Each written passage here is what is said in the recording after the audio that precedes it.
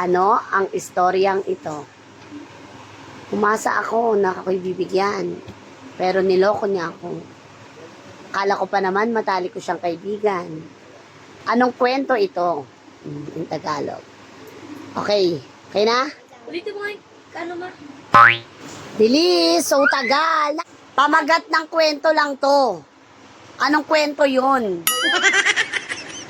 Umasa ako na ako'y bibigyan. Akala ko pa naman siya'y aking matalik na kaibigan.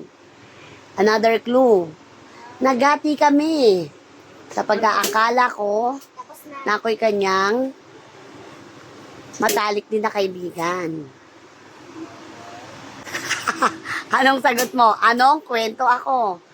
Apakatagal ni Celestine. Hello? My goodness, Dreng. Sobrang tagal. Ubos na yung storage ko. Tama na yan. Sorry. Talo ka na. Pangalan. Hindi nyo alam, napakadali ng ano ko, ng ang magkaibigan, magkaibigan. Wala man, ang dali-dali eh. Akala ko, ako'y bibigyan. Umasa pa naman ako na siya ay aking matalik na kaibigan.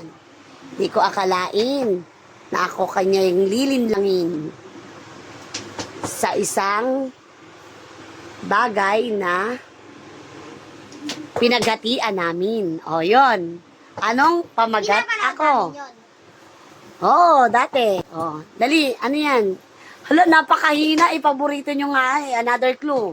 Ito na, tapos na. Ito Oh, sige. Oh, Audrey, dalian mo na. 2 minutes na, Audrey. Napakatagal ni Audrey. Nagdidikit-dikit pa kasi kaya hindi mo maintindihan yan. O, ikaw na muna, Ton. Pabayaan mo na siya. Once upon a time. Ikaw. Grabe. O, another clue. Sa galit ko, ako'y kumuha ng matulis na bagay upang siya ay aking masaktan. Sapagkat ako'y kanyang dinaya. Oh, another clue na yan. Napakadali na yan, ha? Hindi ko na uulitin. Pinapanood daw eh, no? Oh, dali. Kung sino unang makasagot. Dali. Kabagot. Sa galit ko, ako'y kumuha ng matulis na bagay. Toto nin Audrey. Ala, wala talaga. Napakadali. Si Paching at Pagong. Ay, nako. Ay, nako. Ay, nako talaga.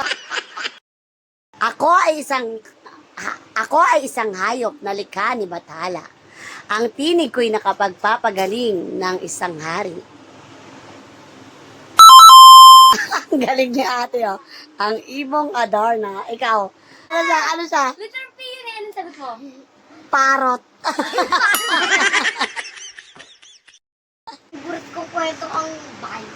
Ako ay isang tinakda. Tinawag mula sa kabundukan. Akin daw ililigtas ang bayan na ginawang alila. Aking hinati ang tubig sa dagat. Pagkat hiniling ko ito sa akin. Doon naman. Moises ba? Abraham. Mali. Moises.